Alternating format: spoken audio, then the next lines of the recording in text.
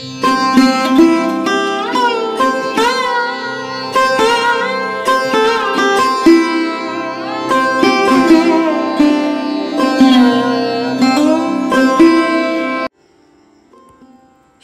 সঙ্গে সুধন্য দিনগুলি, পত্রিকার 19তম বর্ষ, দ্বিতীয় সংখ্যা। জনৈক সন্ন্যাসী। পূজনীয় মাধবানন্দজি মহারাজ আমাদের কলেজে আসবেন, সেই জন্য আমরা সাগ্রহে প্রতীক্ষা করে রইলাম।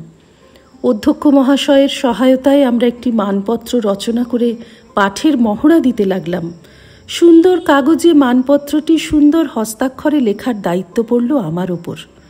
পরের দিন সম্মানিত অতিথি পূজনীয় মাধবানন্দজি আমাদের মধ্যাহ্নভোজে যোগদান করলেন। ঘণ্টা দুয়েক বিশ্রামের পর আমরা আমাদের শ্রেণীকক্ষে সমবেত হলাম। মানপত্রটি পাঠের পর প্রবল হাততালির মধ্যে পূজনীয় মহারাজকে সেটি অর্পণ করা হলো।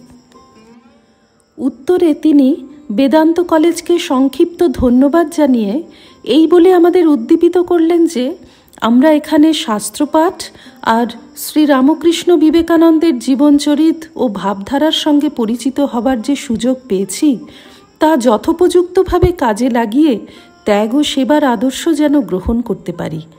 তাঁর এই বাণী আমার অন্তরে গভীর রেখাপাত করেছিল। 1941 সালের এপ্রিল মাসের প্রথমে কলেজের পাঠ শেষ করে আমি বাড়ি ফিরে এলাম। মনে মনে ইচ্ছে, চিরদিনের মতো বাড়িঘর ছেড়ে বেলুড় মঠে যোগদান করব। মঠে এসে আবার আমি শ্রদ্ধেয় মাধবানন্দ মহারাজের সঙ্গলাভ করে আনন্দিত হলাম। তাঁকে আমি অন্য সকলের মতোই ভয় করতাম, আর বেশিক্ষণ কাছে দাঁড়িয়ে দু চার কথা বলতেও সাহস পেতাম না। কিন্তু প্রতিদিনই কি এক অদৃশ্য টানে তাঁর ঘরে গিয়ে ভক্তিপূর্ণ প্রণাম নিবেদন করে আসতাম। তিনি আমার স্বাস্থ্য সম্পর্কে খোঁজ নিতেন আর তৎক্ষণাৎ আমাকে বিদায় দিতেন। আমি বাংলাদেশে এই প্রথম আসছি, আমাদের কথাবার্তা সব ইংরেজিতেই হতো। কয়েকদিন পর মহারাজ আমাকে বললেন রোজ তাঁকে গিয়ে শ্রদ্ধা জানানোর কোনো প্রয়োজন নেই।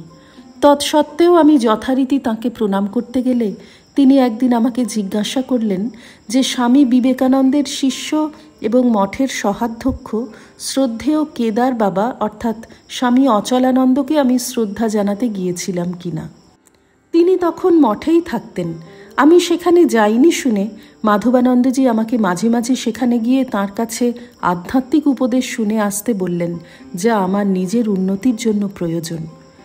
ঘটনাক্রমে শ্রদ্ধেয় কেদার বাবার স্নেহ ভালোবাসায় উৎসাহিত হয়েই শ্রীরামকৃষ্ণদেবের মুখের ভাষা এই বাংলা ভাষা শিক্ষার জন্য আমি এত আগ্রহ বোধ করি।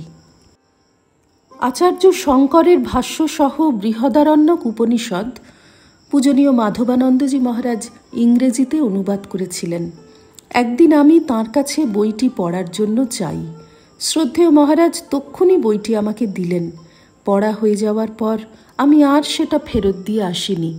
মূর্খের মতো ভেবেছিলাম বইটি মহারাজের নিজস্ব হওয়ায় হয়তো আমার এত আগ্রহ দেখে দান করবেন। একদিন প্রসাদ পাওয়ার পর আম গাছের তলায় দাঁড়িয়ে আছি। মাধবানন্দজি সদ্য গঙ্গা স্নান করে ভিজে কাপড় মাথায় দিয়ে আরক্ত মুখে আমার পাশ দিয়ে যাচ্ছিলেন। আমাকে দেখে বললেন, ভাই, যে বইটি ধার নিয়েছিলে সেটি দয়া করে ফেরত দিও। তাঁর ইংরেজিতে উচ্চারিত ওই কথাগুলির মধ্যে আদেশের সঙ্গে অসাধারণ কোমলতার মিশ্রণ ছিল। সেদিনই দুপুরবেলায় একটু ভয়ের সঙ্গে বইটি ফেরত দিলাম এবং দেখতে পেলাম মহারাজের মুখে তৃপ্তির হাসি। শ্রীরামকৃষ্ণার্পণমস্তু। নিবোধত আজকের পাঠ আপনার ফোনে রোজ পেতে চাইলে সাবস্ক্রাইব ও বেল আইকন দুটোই ক্লিক করুন। রামকৃষ্ণ ভাবধারা প্রচারের সঙ্গে থাকুন।